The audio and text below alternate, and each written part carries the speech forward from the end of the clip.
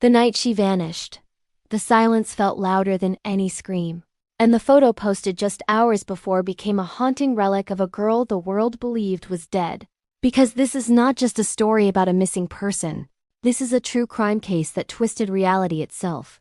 A dark case files mystery where the victim was mourned, searched for, grieved over, and then, years later, discovered breathing, living, and hiding in plain sight. A revelation so shocking it forced investigators, family, and the public to question everything they thought they knew. Because sometimes the most terrifying truth is not that someone was murdered, but that they chose to disappear. It began in a quiet suburban town where nothing ever seemed to happen, the kind of place where neighbors knew each other.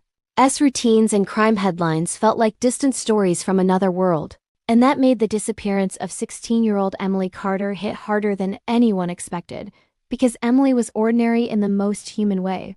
A high school student with friends, ambitions, and a carefully curated social media presence that documented her life in filtered moments of laughter and loneliness.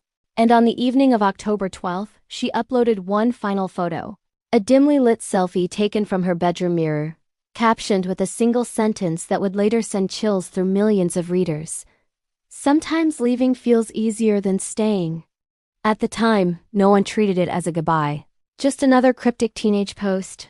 But when Emily didn't show up for school the next morning, and her bed appeared untouched, the tone shifted instantly from mild concern to raw panic. Because people do not simply vanish without explanation, especially not girls with no history of running away, no packed bags, no money withdrawn, and no clear reason to disappear. And as police combed through her room, they found her phone on the nightstand, her charger plugged in, her laptop closed, and every one of these details screamed the same impossible question. If she planned to leave, why did she leave everything behind? The investigation launched within hours, patrol cars circling streets under flashing lights while detectives questioned parents, friends, teachers, and classmates, constructing a timeline that only deepened the mystery. Because Emily had attended school like any other day, texted friends about homework, laughed during lunch, and walked home smiling, yet something changed after sunset, something invisible but powerful enough to erase her from existence. And the first suspect emerged quickly, as they always do in true crime stories.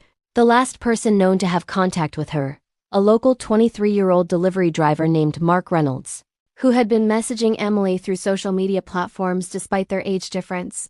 Messages that investigators described as inappropriate but not overtly criminal. And when police brought Mark in for questioning, his nervous demeanor and inconsistent timeline fueled public suspicion, turning him into a villain before any evidence could confirm it. While search teams expanded their efforts into forests, rivers, abandoned buildings, and nearby highways, dogs tracking scents that ended abruptly, as if Emily had vanished into thin air, and flyers plastered across town screamed her face into the public consciousness, transforming Emily Carter into a symbol of fear, vulnerability, and unresolved dread. Days turned into weeks, weeks into months, and the case grew colder as leads dried up and hope began to feel naive. Because despite hundreds of tips, none led to tangible proof of where Emily went or what happened to her. And soon darker theories took over public forums. Whispers of abduction, trafficking, murder, and secret burial sites dominating online discussions. While candlelight vigils were held under cloudy skies and her parents clutched microphones, their voices shaking as they begged for answers. And the police, under mounting pressure, made mistakes that would later haunt the case, including tunnel vision toward Mark Reynolds, whose alibi, although strange, was ultimately supported by surveillance footage from a gas station miles away. Yet even after he was cleared, the damage to his reputation remained permanent, proving once again how quickly true crime narratives can destroy lives without verdicts. 2 years passed, and Emily Carter was officially declared deceased in the eyes of the law, a legal death certificate issued without a body, an act that broke her family in irreversible ways. Because closure without truth is a fragile illusion. And as her mother retreated from public life and her father became consumed by guilt, wondering what signs he missed, the town slowly moved on. But the internet never did. With YouTube channels, podcasts, and dark case files forums dissecting every frame of Emily's final photo, zooming into reflections, shadows, and background details as if the truth could be pixelated into existence, And it was precisely one of those obsessive online communities that unknowingly laid the groundwork for the case's most shocking twist. 5 years after Emily disappeared, a post surfaced in a missing persons subreddit. A blurry screenshot from a lifestyle blog showing a woman in her early 20s posing in front of a cafe in Spain, her face partially turned away, but her eyes unmistakable to those who had stared at Emily Carter's image for years. And the caption beneath the photo read, "Starting over saved my life," and what followed was disbelief, denial, and a wave of digital chaos as users compared facial features, scars, and mannerisms, dismissing the resemblance until someone found a birthmark on the woman's wrist that matched one mentioned in Emily's original missing persons report, a detail never publicly released. And suddenly the impossible question surfaced with terrifying clarity. What if Emily never died at all? Spanish authorities were contacted, the blog traced through IP addresses, and within days international law enforcement confirmed the unthinkable: the woman was, indeed, Emily Carter, alive, healthy, and living under a different name. And when confronted, she did not resist, she did not cry, and she did not claim fear of being found. Instead, she calmly told investigators the truth that no one wanted to hear. That she left because she wanted to disappear, not from danger, but from her own life.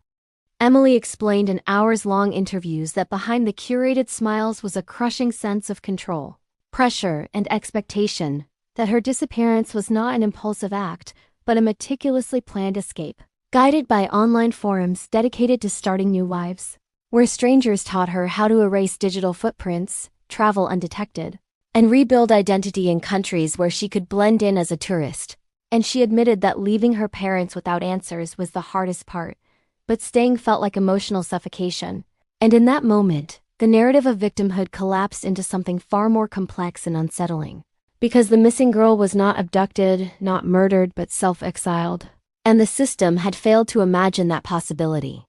The public reaction was explosive, anger battling relief in headlines that asked whether Emily was a victim of her own mental health struggles or a perpetrator of unimaginable pain toward those she left behind.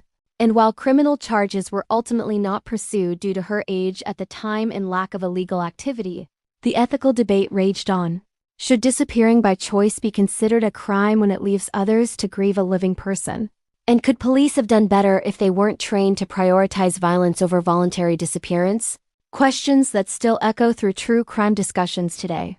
When Emily finally spoke publicly, her words were calm but heavy, saying she never expected the search to last so long, never expected to be mourned, and never expected to be found, a statement that still feels chilling in its honesty because it exposes an uncomfortable truth about identity control and society's assumptions. And as Dark Case Files revisits this case, it forces us to confront the idea that not every disappearance hides a killer sometimes. It hides a choice, a secret decision made in silence, one that rewrites lives forever. So as we close this case, ask yourself, if someone vanishes without a trace, are they always a victim? Or could they be escaping something we never saw? And if you enjoyed this true crime story, this Dark Case Files investigation, and this unsettling crime narrative, subscribe to the channel, turn on notifications, and join us as we continue to uncover the stories that live in the shadows. Because some mysteries aren't buried, they're walking among us.